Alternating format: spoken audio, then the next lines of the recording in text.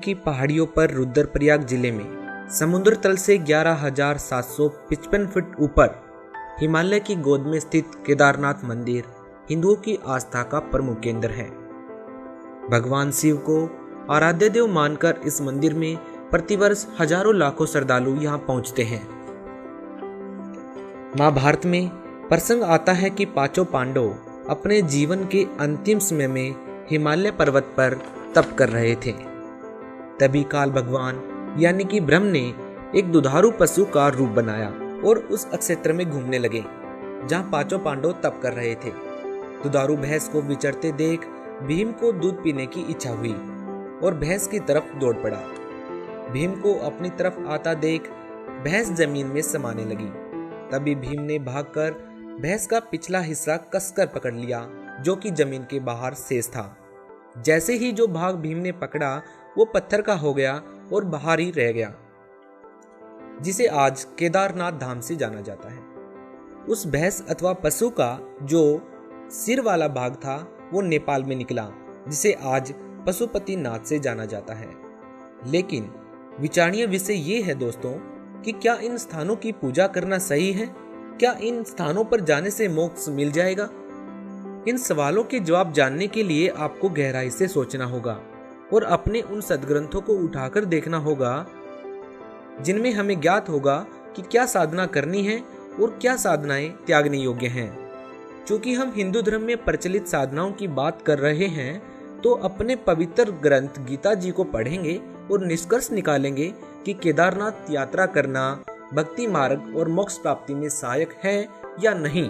श्रीमद् भगवद गीता अध्याय नंबर 7 का हम श्लोक नंबर 14 पढ़ा है। क्योंकि यह अलौकिक अर्थात अद्भुत त्रिगुण में मेरी माया ब्रह्मा विष्णु महेश के द्वारा फैलाया हुआ जाल बड़ा खतरनाक है, दुस्तर है। जो पुरुष मुझको यानी ब्रह्म की साधना करते हैं इनसे ऊपर उठ जाते हैं, तर जाते हैं।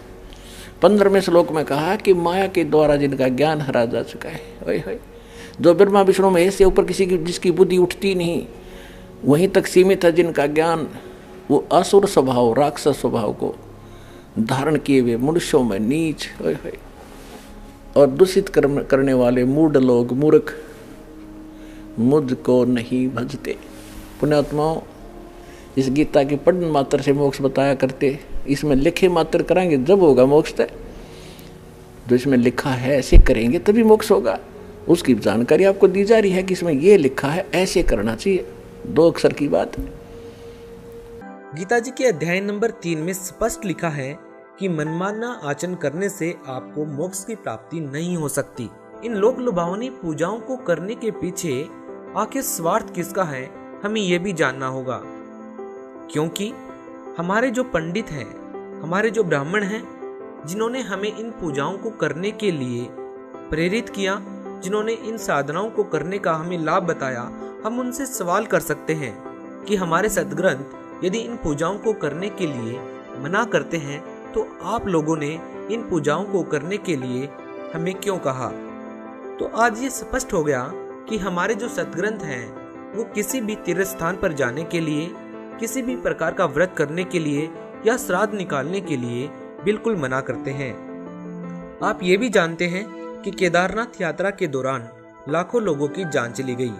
यदि ये साधना शास्त्र के अनुसार होती तो उन श्रद्धालुओं को भगवान मृत्यु उपरांत भी अवश्य लाभ देते।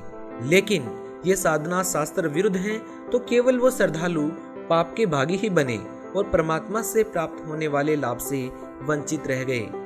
दोस्तों, कहा जाता है कि 400 साल तक ये मंदिर बर्फ में दफन रहा और समय के बवंडर में कहीं खो गया।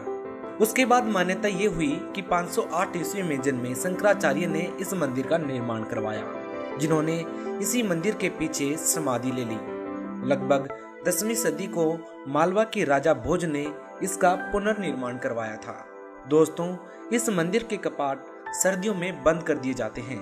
तो क्या यहाँ ये कहना उचित होगा कि लगभग 3-4 महीने भगवान के दरवाजे भक्तों के लिए बंद हो जाते हैं? शायद ऐसा कहने भर से लोगों की आस्थाओं को ठेस पहुंचना लाजमी है, लेकिन क्या सच से मुंह फेरना और अज्ञानता में जीना आत्मा को ठेस पहुंचने से कहीं ज्यादा पीड़ादायक है?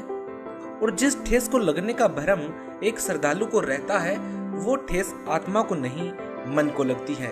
और मन तो स्वयं झूठ अथवा काल का अंश है।